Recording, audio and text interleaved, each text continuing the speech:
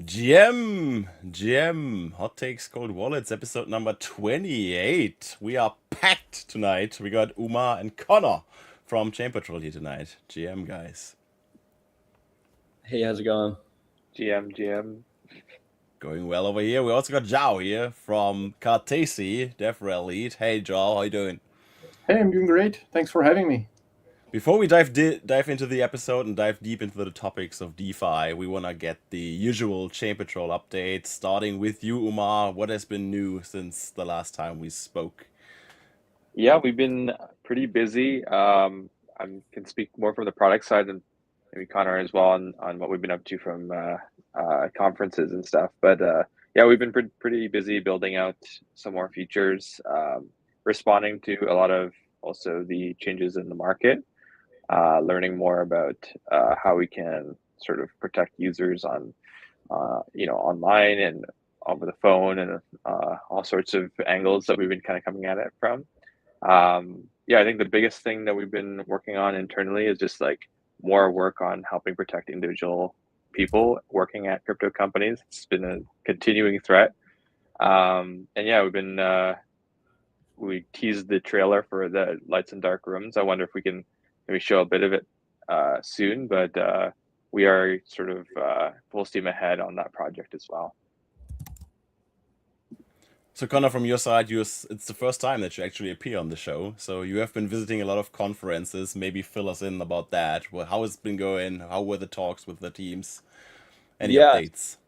yeah, thanks. And yeah, great update, Umar. A couple other things I'll mention, like too, like on the product side, is like we've been exploring some different areas regarding like really in depth like staff and executive protection. A lot of our customers are getting targeted from that end, and then we're also planning to roll out more of like a dark web monitoring product to find different things like leaked credentials, addresses, phone numbers, things of that sort. So a lot of exciting things that Umar and the team are doing. So just wanted to shout that out as well. From the sales side, a lot of good things happening. We are traveling to multiple different conferences across different verticals as well. So of course we're still sticking with the crypto trend and attending all of those in full capacity, bringing the team to there. And then also I'm attending different verticals like sports gaming, iGaming, different like sports books, betting apps, casinos, things of that sort. Also different like fintechs and banks. So we've been really like expanding the horizon at Chain Patrol. A lot of good things happening, and I think over the next couple months there'll be plenty of more good updates to share here too. When you speak to a team, Connor, is there any like particular problem when you talk to them that you realize, hey, this really makes them click? Yeah, I think really for Chain Patrol side, most of the bigger companies we're talking to, they already have some kind of brand protection in place. And really the big thing for us is how we can do it better. A lot of those older, more traditional companies are, I don't want to talk bad, but being outdated in some ways. And really like Umar and the team have been able to build a project here and an engine really to be able to detect more and take things down a bit faster. So you can probably hear like a bit of the sales coming out of me there, but that's the short answer. All good vibes here. I think Connor. I think we love your energy on that side. I also just want to mention and shout out that we're also participated at ETH New York, the ETH Global Yeah. Hackathon this weekend. So we had a really great time in New York when the Knicks had won the basketball championship, as well as a bunch of other things going on, SpaceX IPO. And we actually ended up winning the top 10 finalists and did a project. I'd love to come back sometime to share with you guys, but if anyone's curious, you can search it up on the ETH Global website. I think we're gonna have like a special episode next week or something to not cut it short here because it just wouldn't like cut the deal. And also got Zhao here who was in the audience, and we want to talk about DeFi security today, Zhao. And before we start, please give the normal listener of this show a rundown of what is Cartesi doing. Oh, nice. Thank you so much. First things first, Cartesi is this protocol that tries to create app-specific rollups, but in a very special way.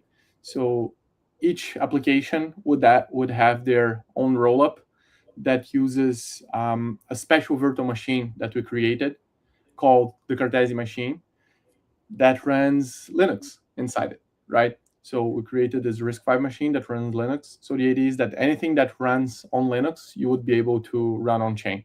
So you deploy it as a layer 2 or a layer 3 or however you want on top of any existing chain. And then you would be able to be empowered by so much, right? Having a full processor and having the whole flexibility of the I mean, from 30 years of web development stack right there for you.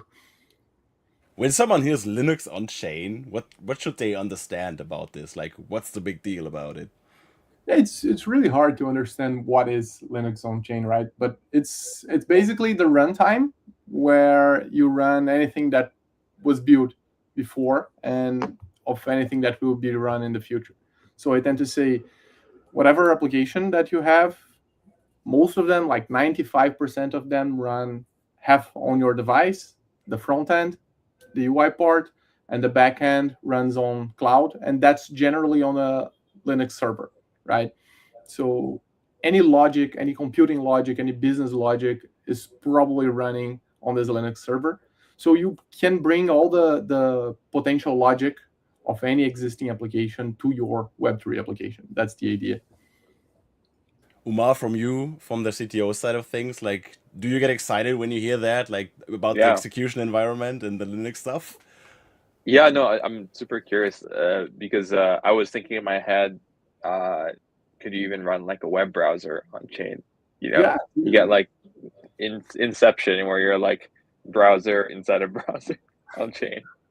So one of the things that we created that was really fun as a showcase was having the UI run on chain on the backend, so you can like record all the steps of something that you do and then prove the steps that you do to execute a functionality, right? So you basically play Doom gameplay, and then you export all the steps of that gameplay, and you actually automatically run the Doom with those steps specifically, so you can prove the gameplay of someone.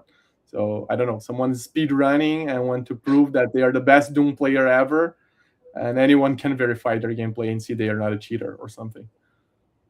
Yeah, that's very interesting. Like when you think about like the originating stuff of most games, etc., it's going back to Linux, and it's very interesting that you can basically have like a proof running your stuff. João, is there any misconception that you face often when you're talking about Cartesi or people approaching you at Cartesi? Yeah, I think most of the time people think we are a blockchain itself. It's one of the first things is like, oh, okay, so what can I do on your chain? And it's not a chain itself, it's an SDK, so you can deploy your app chain on top of other people's solutions. And then there is the expectation that everything is magical and it will run just like the EVM, right? And that because it's Linux, you don't have to understand the concepts of Web3, but the concepts of Web3 are still there. You still have to understand how consensus works. You still have to understand how finality works, so you can start to integrate it with the whole ecosystem. I think those are the most critical things that people generally don't think when they start looking at Cartesi. Is it safe to say that the average user is not really caring where the execution layer is happening? I think it's the average user, they won't care where it's happening, but they will care what the application does, right? And I think that's the thing. I think when we create an SDK, we are thinking about what developers will want to use to create the best solution possible, not exactly what the user is going to be using. I don't. We're reaching a point where people will stop even caring in the future if the thing is Web3 or not. They just want it to work and it to be safe in the best way possible, right? So it's just one part that we're really good at doing this execution environment, and that's what we're trying to do, to provide the best we can. All right, we're seeing protocols in DeFi getting hacked again and again. Joao, Umar also. It's kind of interesting to me because like since we started this show, we basically have been talking about this like every single week. There was like a big hack, a big protocol getting like hacked, etc. Even when they were audited, and this is something that I've been thinking about a lot. Like audits basically are a stamp of approval, and the user tends to feel safer if there has been an audit done on a certain protocol. But like the simple question for me or the average user or listener probably is like, why do audited protocols still get hacked? Zhao, maybe you go first. Yeah, sure. I think one of the first things I learned, at least on computer science university, is that it doesn't matter how much you test, it does not prove it's secure. It proves it's secure against the tests you've done, right? Specifically against those. Um, so software is always a very curious thing, and even if you get for things that are battle tested for years. With the things of AI that we've been seeing nowadays, the advancements, the capacity of exploring so much information so fast, even Linux had an issue with too much attacks, too much exploits being found, that they emitted even a notice saying like something around the lines of something along the lines of if your exploit was found by AI, presume that someone has already submitted it, because we're finding so many that presume that we're already doing the AI research side of it. So I think this is one of the things that have been collaborating so much for exploits being found right now. Bugs being shown everywhere, is that we're reaching a capacity that is beyond what we known so far. Yeah, we've also talked a lot about like it being an arms race against offense and defense, basically with security. And what's your take on that, Draw? Like, do you think that the average team will be kind of forced to use AI in the process going forward? I think so. I think it's natural, at least as a first barrier, because it's more accessible. But at the same time, it is something that becomes a commodity with time, right? And then what you start to need is people who know very well how to use that tool to find the exploits, to be able to audit really well using those. So I think when we find the best people that use those, and they start collaborating for the defense and not for the attack in the arms race, we get a scene that is better for us. Connor, we got you here today, and I know you are a big sales guy, so I wanted to ask you like the question: do we rely too much on we were audited, like from a marketing perspective? I think like from like the chain patrol side, like whether you've been audited or not, and like to your guys' point of the conversation too, like there's so many new threats coming out there. The AI, they're able to spin up like infinity different accounts and different bots in order to potentially interact with a user or a community member in order to potentially steal funds. Regarding like the defensive side of things, like I think it's super important, right? Because in today's world, there's no human team that can hire enough people or do things quick enough in order to keep up with the bad actors. So having some kind of like automated defense, we just can't rely on like human speed in today's world. So I think like that's a massive piece of what Chain Patrol has been doing. So yeah. Umar, do you think that the problem with the audits basically is that we miss things during the audits, or that we change the systems afterwards? Like the audit was done, that's basically a stamp of approval of the system right now, and then everything that went afterwards may got hacked. I think a bit of both. I wouldn't say that people are changing their protocols as much as I would have expected. Like, in terms of relative scale of like, a front end, for example, like it's changing multiple thousands, maybe hundreds of times per day in a very large organization. They're shipping multiple times per day. I think a smart contract development, for the most part, it's changing much slower. Uh, there's less complexity that is, uh, I guess, decided after shipping. A lot of this tried to be front loaded just because of the nature of the immutability of the blockchain. People are trying to be as prepared ahead of time. I think the industry has gotten much better at that, right? Like I think there's less of these cases where there's like a very obvious bug that was missed in audit. It's usually many years later that we're seeing things, or maybe like a key compromise or something like that. Um, I actually don't think that much of the newer bugs will be found without tool assistance. I think that's the key thing is like auditors armed with these AI tools, auditors and operators as well armed with AI to kind of find opportunities to exploit protocols is kind of where things are at. There's also still a lot more to be done at the protocol level. Like there's still a lot of changes that are happening there. So I would say that's where I think a lot of the energy could or should be spent is how can we make sure that the substrate itself is very powerful, because changing code is one thing, but changing the actual execution and stuff like that, that can like be also like a political thing that's like much harder to rally the community around. Yeah, João, I wanted to kick the question back to you. Do you think that the most DeFi hacks are basically like dev mistakes, or is this more like the symptom of the too complex systems that we're trying to build when it comes to DeFi? I think it's a little bit of both. I don't have I don't think there's a silver bullet in there, but I think there are some mistakes that really they just pass, and at the end of the day, sometimes standing the test of time is what proves that it is secure more than anything, right? But at the same time, there is honestly, I don't know. That's a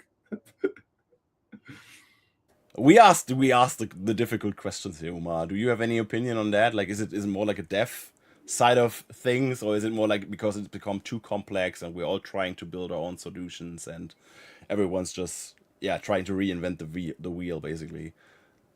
I mean, I think reinventing the wheel is not necessarily like the culprit. It's more so about how quickly people like adopt and latch on to those bad ideas and kind of don't course correct. I think at the very least, I would say that like the human iteration part of it is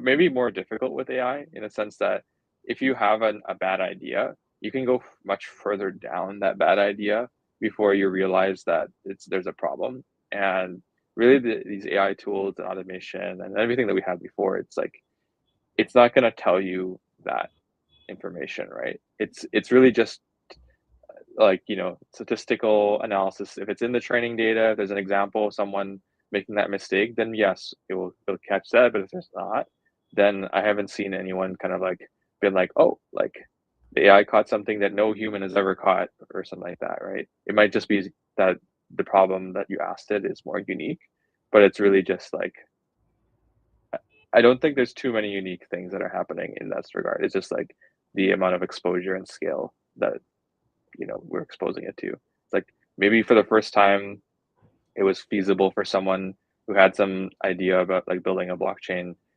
thing that they can build it without having a dev team or without having a resource to like audit the code. And definitely there's going to be more hacks and I think and failures in that front, but it's kind of like self-correcting in a way. Like I feel like that's just the nature of like technology, is that like good ideas tend to get more steam. Bad ideas do get a lot more like short-term kind of like support, but in the long tail, like it's usually like we just kind of go back to like what worked. That's kind of what I found. Yeah, it's very interesting. Something that I found trying myself to do some white hat hacking, right, just for fun, is that the process it takes, the steps the AI agents take to try to hack something, it's very historical in its nature. Like, what are the most common things that happen? Let me start by there. So it really starts to look like what a human would do trying to crack something. So yeah, ends up being very much inclined to the database and the data set where it's trained on. Though I find it really funny though as well that I don't know if you guys seen it, but there was the launch of Fable from Claude, right? And one of the things it was like Mythos, but with some restraints. So you're not using it to find exploits. So even then we're like, okay, maybe we're a little scared about this. Let's not release for everyone. Yeah, I mean there has been some drama on the timeline, I would say. Like on the release date, people were just like furious, like, hey, I can't even prompt it to audit a smart contract.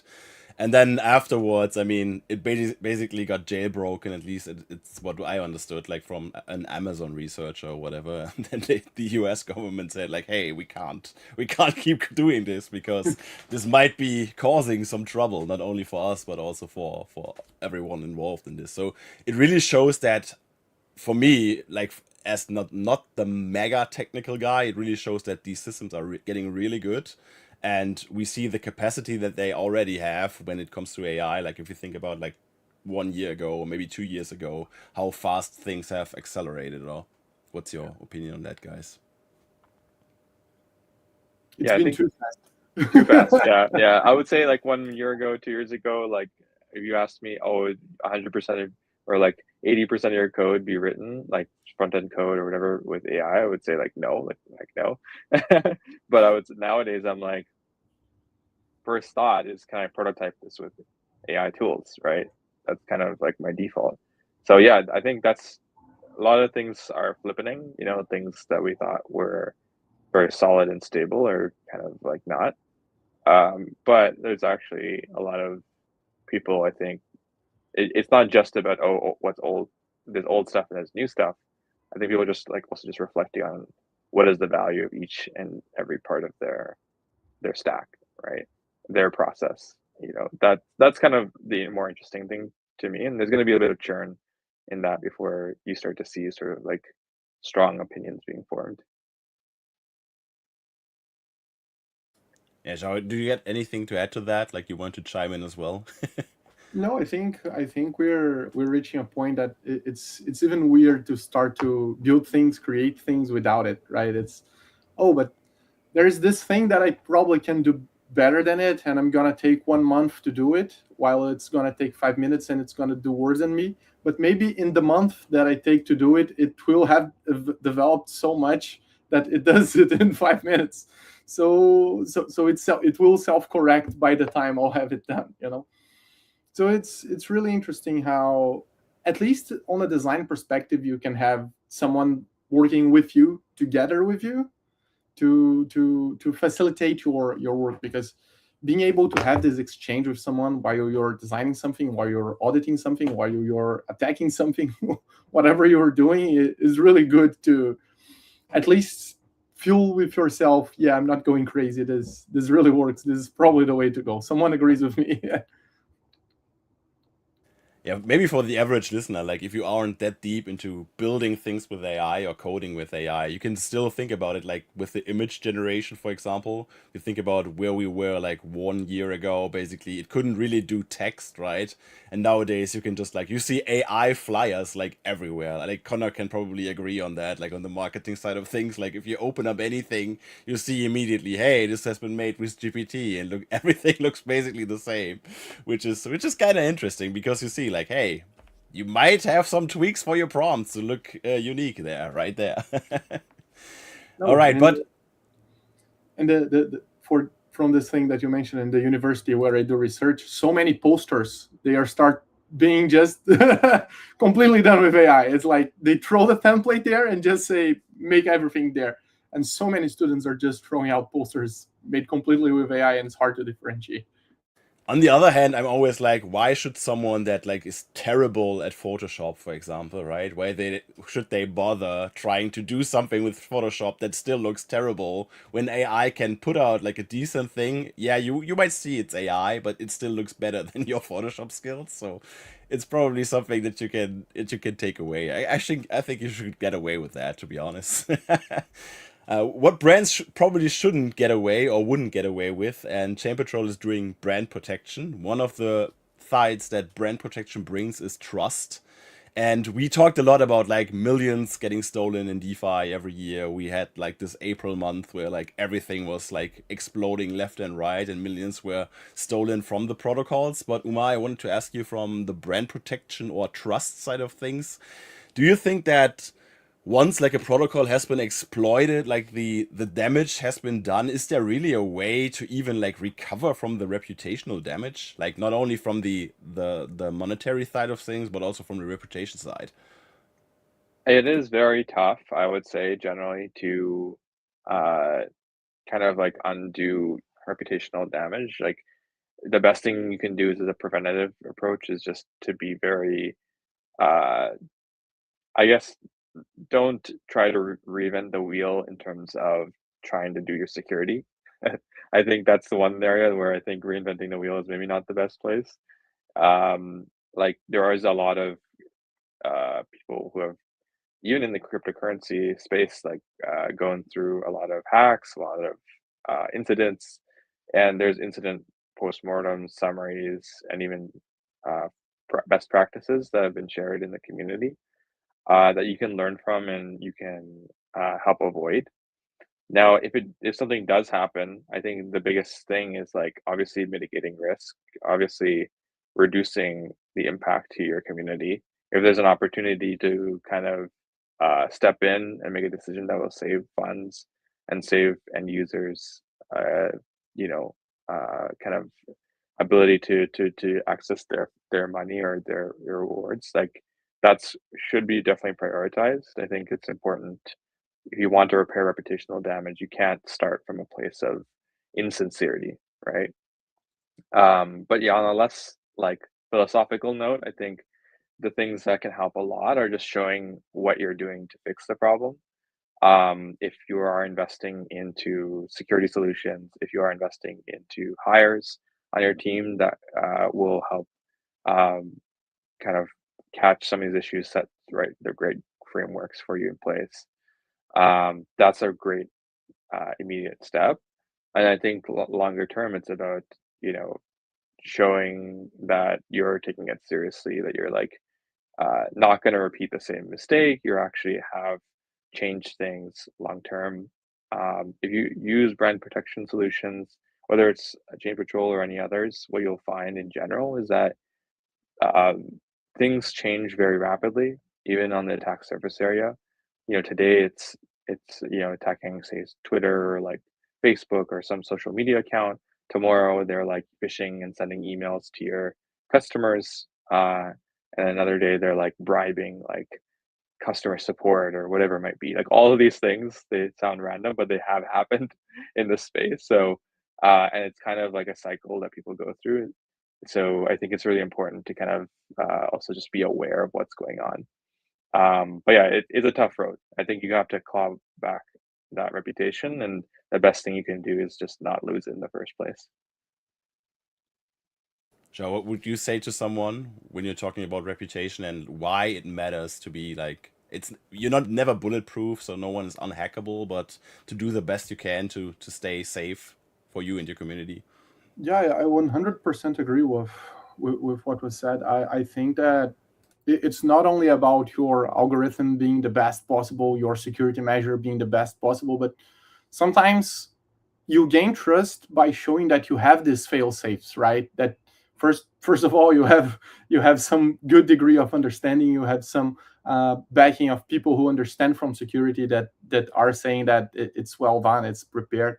Then of course having a emergency withdrawal mechanism, having a upgradability mechanism, having a security council that can deal with that. So even if something goes bad, you can show that you're prepared to deal with the emergency, you're prepared to deal with the situation, right?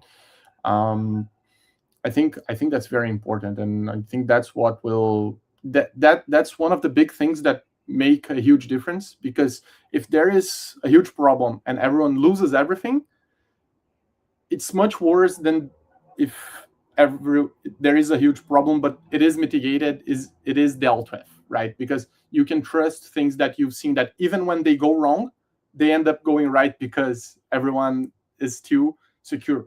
It's more important to be secure in the practical way than in the theoretical way. To some degree, of course.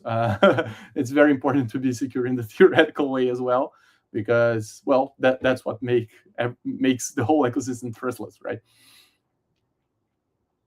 Yeah, and like the DeFi protocols themselves, they are also like building these big financial machines where everything is just like building everything on top, and projects start to build everything like from scratch, and some just have issues with that and have like a big challenge with that. So I want to ask you, João, on the Cartesi problem solving side of things, when we're talking about this Linux angle again.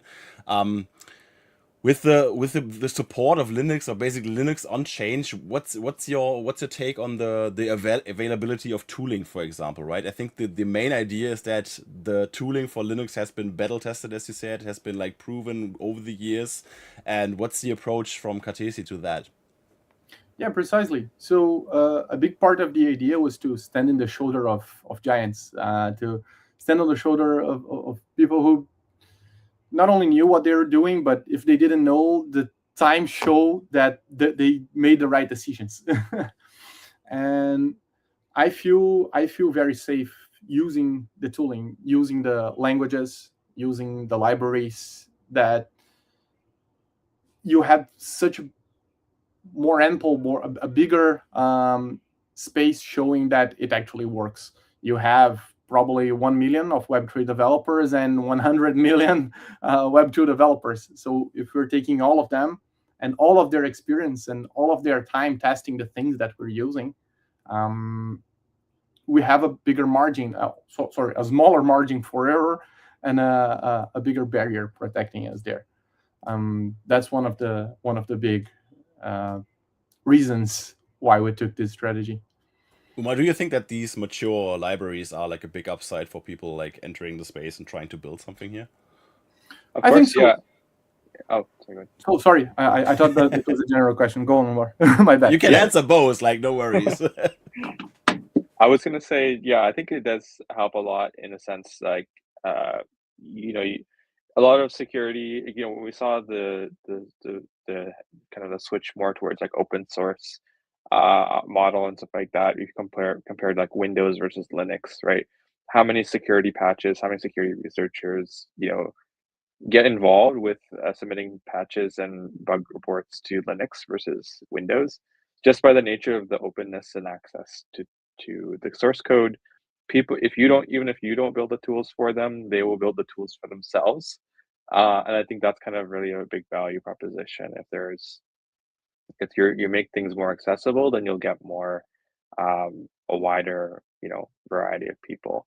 It also means though that you need to be a bit more robust in terms of identifying what's like useful and what's not, right? Like you with more volume, the signal to noise ratio is really hard to tame.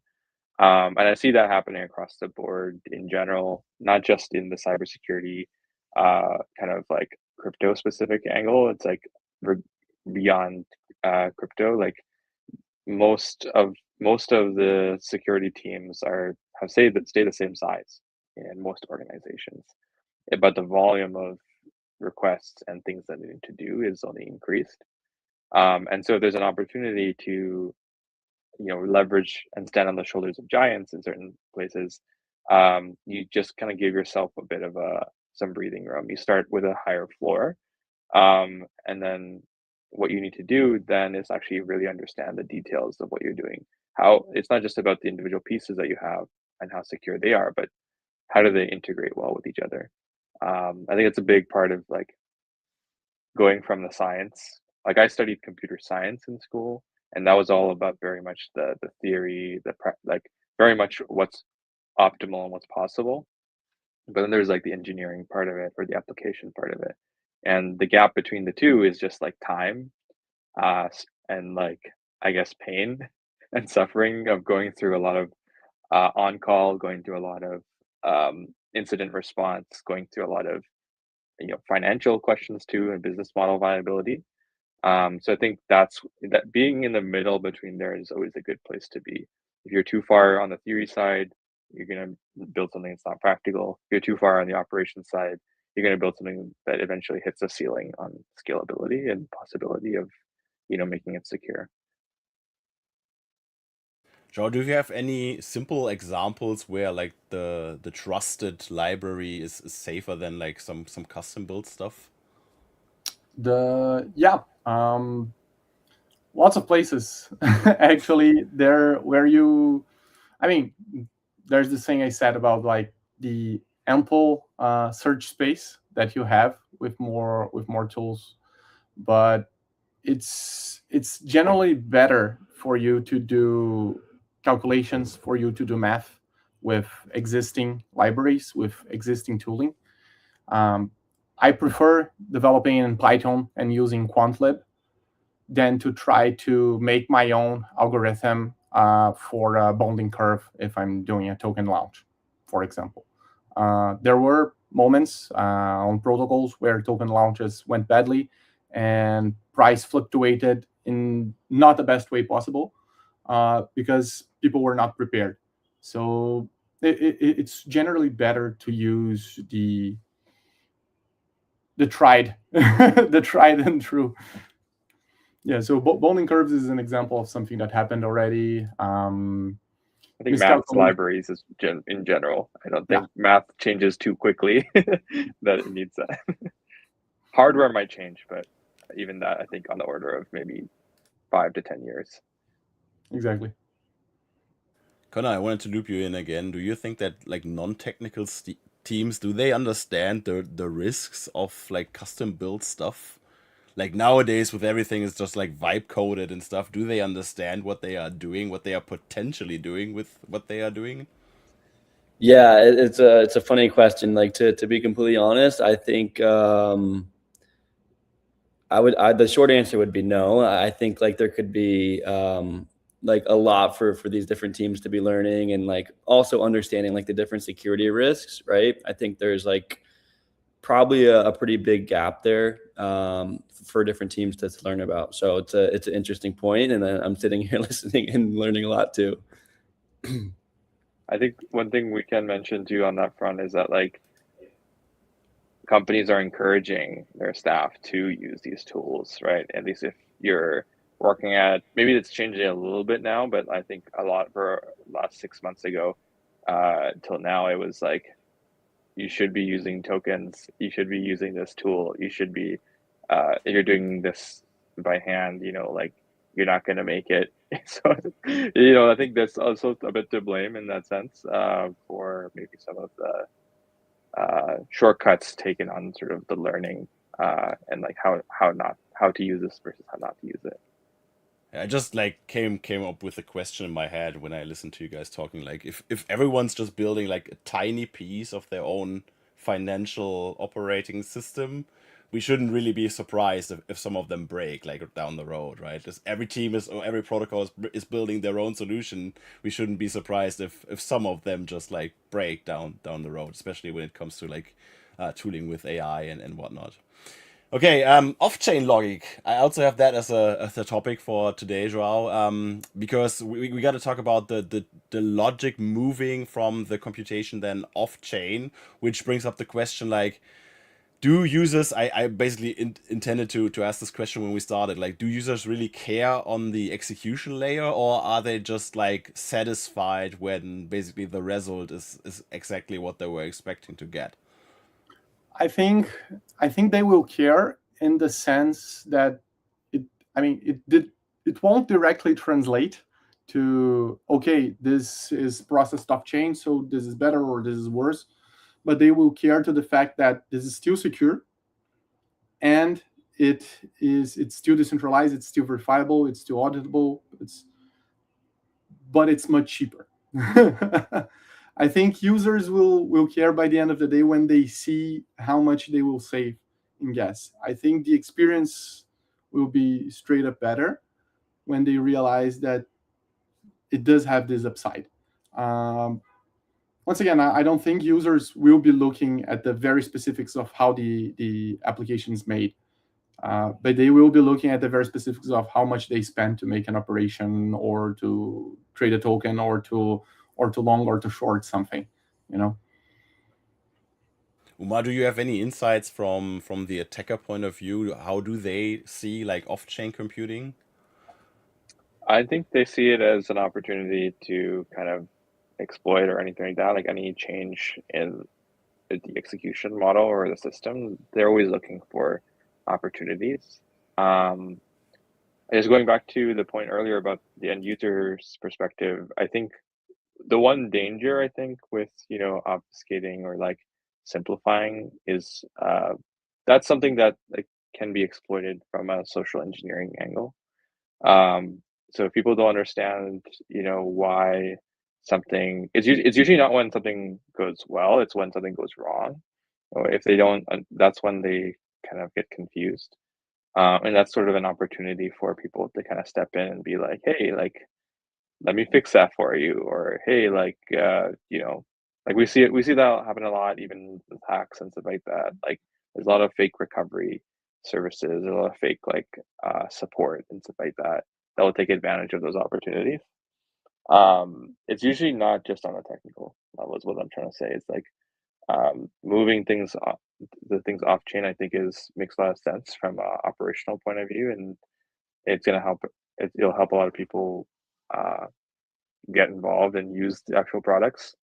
At the end of the day, if it's accessible to them and it's not super expensive, but it also means that um, we will kind of start to see maybe I think more people kind of wondering like what happens when things go wrong, like understanding like who do I speak to, who is responsible essentially at the end of the day. Before with things kind of like on chain, it kind of like was like, well, this is the trade-off that we are willing to make because we get these guarantees. So I think we need to kind of ask the question is like, can that argument still hold if you make this change?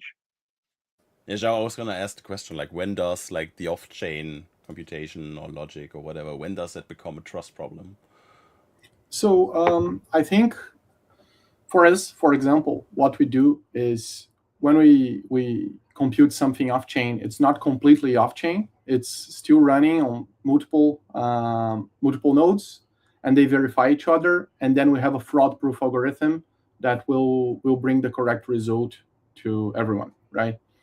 Uh, the issue is you inherit all the security of the base layer. So if you're deploying on top of Ethereum, for example, you inherit the security of Ethereum because you're settling there.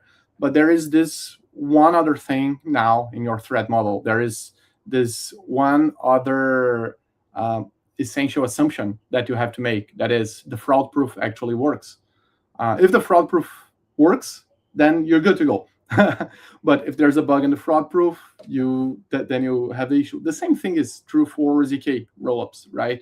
The algorithm has to work. If there's an issue there, then you have to start rethinking everything again. So you're basically moving your concern from one point and adding another point of possible failure. But if you trust that algorithm, then you're good to go.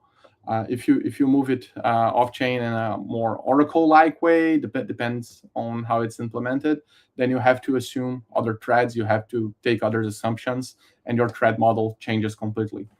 So it really depends on what you're comfortable with, and it ends up being, who do you trust?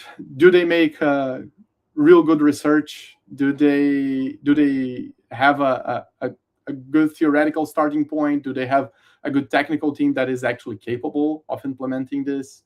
Is the algorithm well tested, well audited? All of that.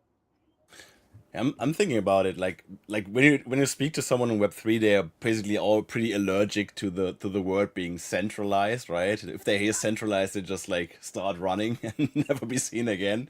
But my question basically is the question really if something is like off chain, or are we still able to verify it? Is that not more important than it being quote unquote labeled as off chain? So I think off chain does not mean centralized. That's the whole thing, because depending on the architecture you go to,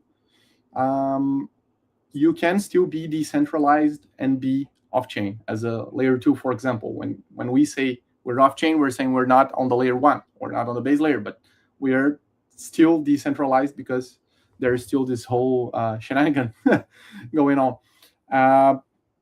The thing is, I think people are afraid of centralization because it adds a huge trust issue.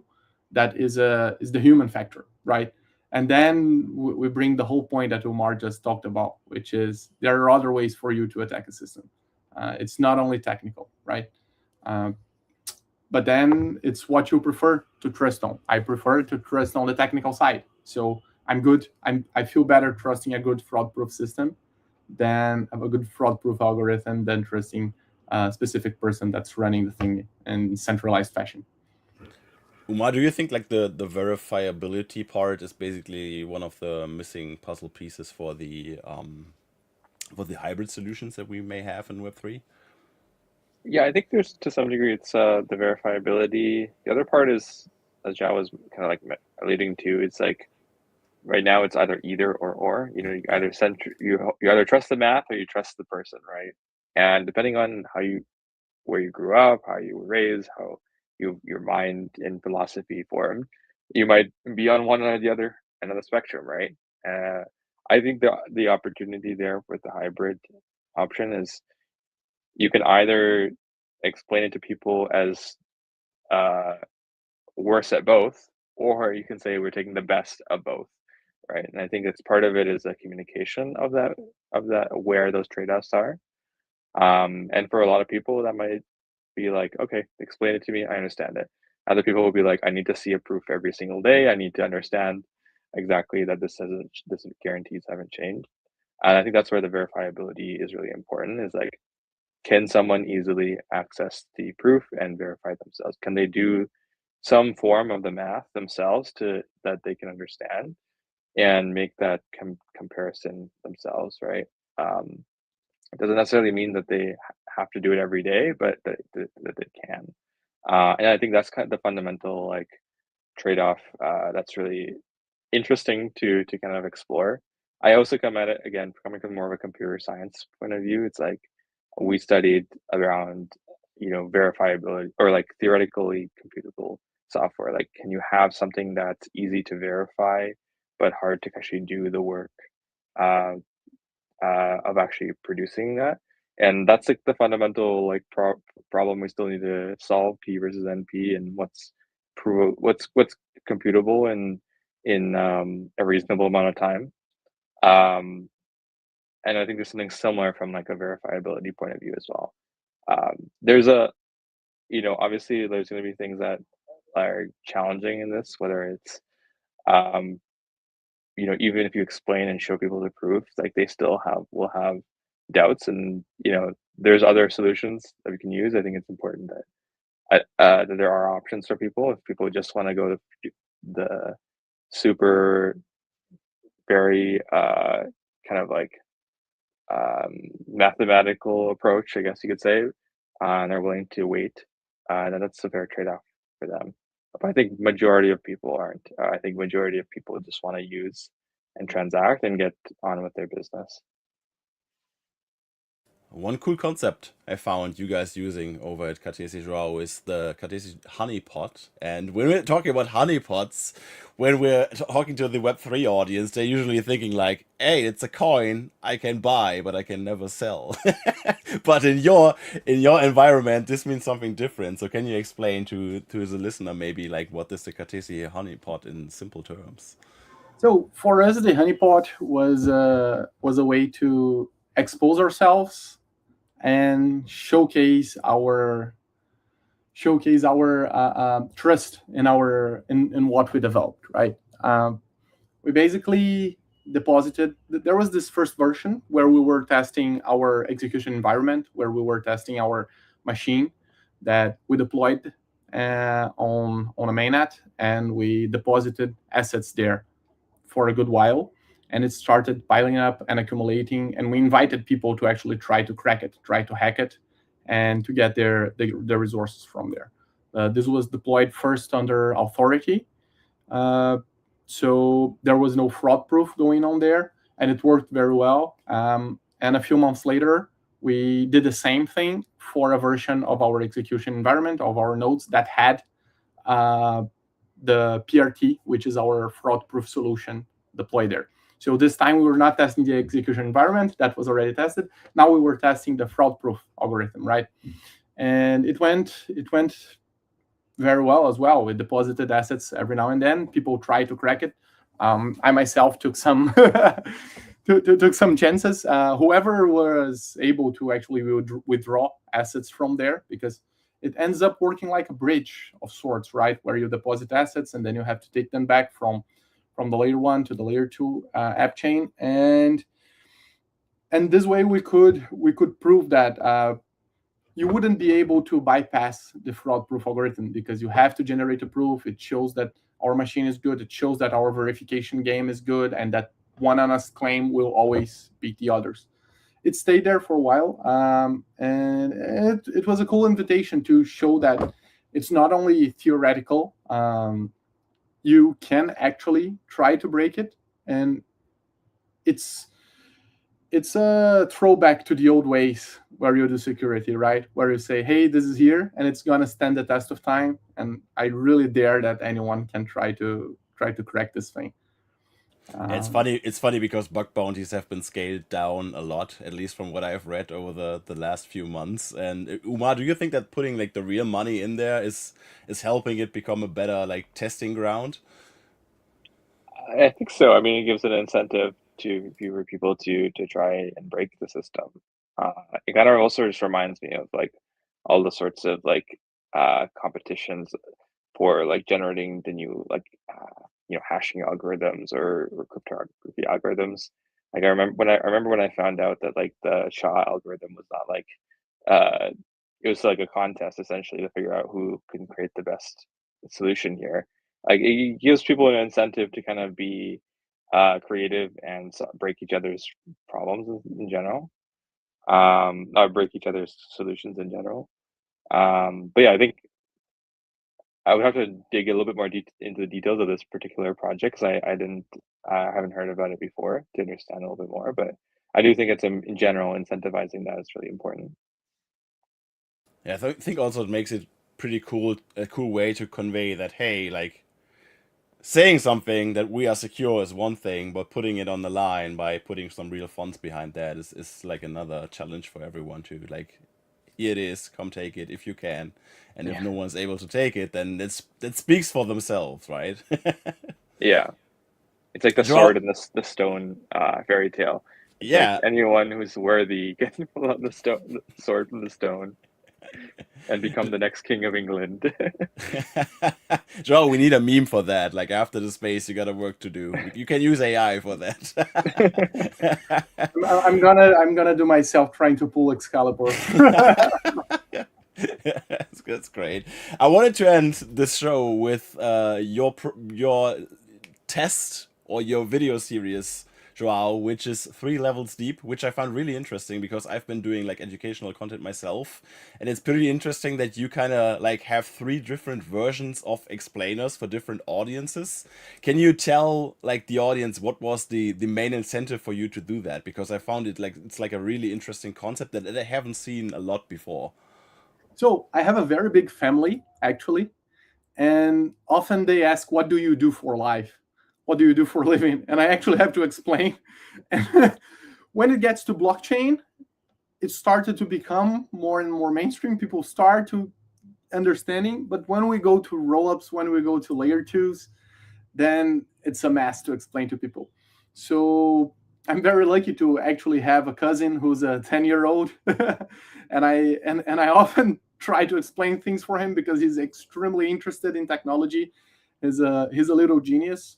And then I have brothers who are I have 3 brothers. One of them is actually an engineering student, and one of them is a PhD. Right, he's a professor at university. He's doing his postdoc. He's brilliant, and I have very different levels of conversations with lots of different people. So I found myself thinking, hey, this is actually a very good sample to try to explain to different audiences, right? And the way I actually crafted the videos was talking a little bit to them, seeing what they understood, what they didn't, and figuring out an explanation that would fit for them. Of course, for the PhD, I could just go crazy. For the engineering student, it was leaned on topics that they would understand, but not so much. I couldn't just dump everything I knew. I had to be more cautious. And for the 10-year-old, it was extremely cautious, full of analogies to be able to get there and at least make sense of something. So that's how it worked. I'm gonna leave you guys with a question, and it's for all three of you. And the question is, what security concepts do you wish Web3 explained better to its users? Whoever goes first can leave the room. One I got stuck with for a little bit was the difference between a seed phrase or secret recovery phrase, private key, and there was one more thing if I forgot. But just understanding what the relationship between those two. Oh, and wallets, right? Like how can you have multiple wallets, in with one private key and so forth, right? So that took me a while to understand.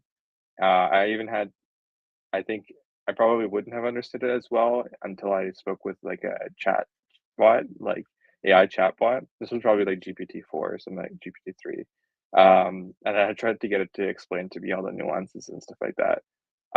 That's sort of a technical concept that you get thrown into pretty early on when you create your wallet in a lot of like an Ethereum based wallet, get an EOA. I think it's become a little bit easier now with the smart wallets and stuff like that. They tried to smooth over things for you, but yeah, that was a hard concept to understand. João, Connor, whose Yeah, hand is up?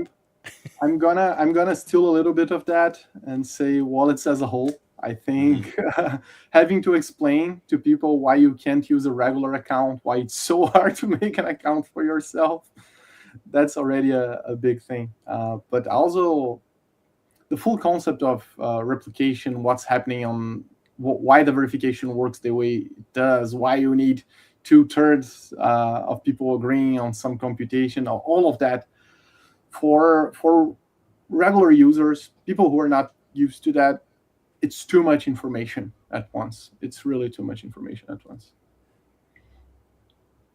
Connor, give us your marketing take.